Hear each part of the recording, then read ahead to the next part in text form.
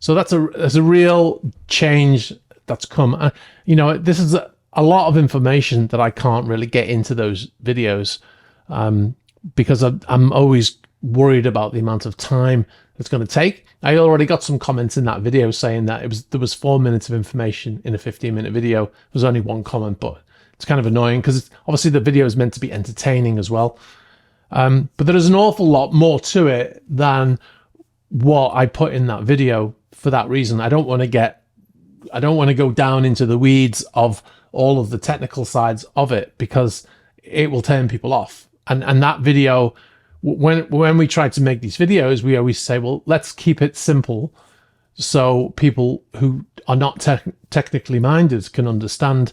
And then we always get the technical people complaining that it's too dumbed down, and so it's a fine line that we have to tread. But we always want to make it so people who have no knowledge or perhaps even interest in it will find it interesting.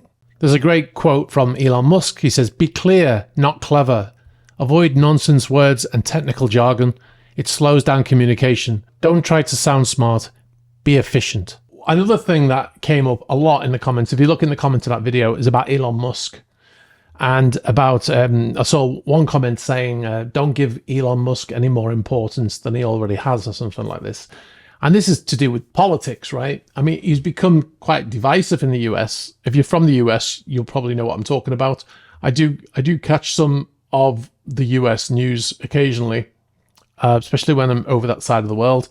And I can see that he's recently sort of changed sides, if you like. And the thing is, the point is, the reason why I brought this up is because I don't get involved in politics, on the channel. That's not what I want it to be about. I'm not a politician. I'm not, obviously I have interest in politics to a point, but it's not where I want to go. I don't care if Elon Musk is crazy or whatever. The fact is, he has a brilliant mind, and he's invented some of the most amazing things. He's basically invented the whole industry of electric vehicles, and whether he invented it or not, but he's actually, he's pushed it to the point that it's at now.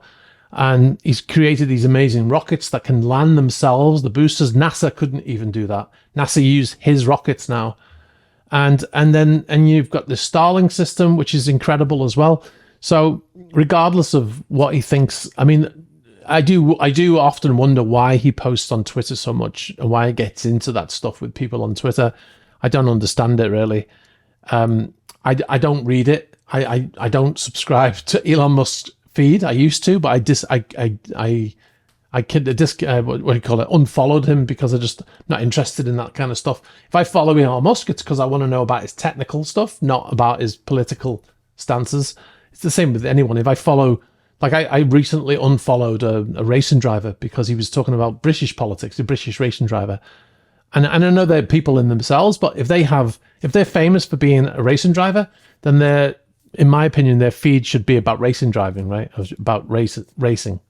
If they want to talk, maybe they should have a persona and then their personal one, right? They should have, the guy I was talking about, he's a famous British touring car championship driver. And I watch him when I go to races locally.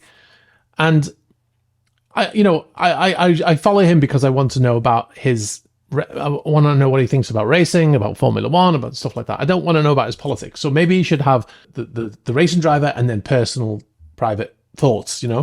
That's the way I look at it. Because I don't use my Twitter feed or any of my feeds to post my personal opinions about stuff, because I unless it's about the subject, right? SuperYachts. One of the things my sister says is that she can't stand Tom Cruise. She can't watch any Tom Cruise movies because of his Scientology connections and the way he talks in interviews on television. But I'm a big fan of Tom Cruise. I've met Tom Cruise. He was very, very, very polite. He wasn't. He didn't look down on me at all.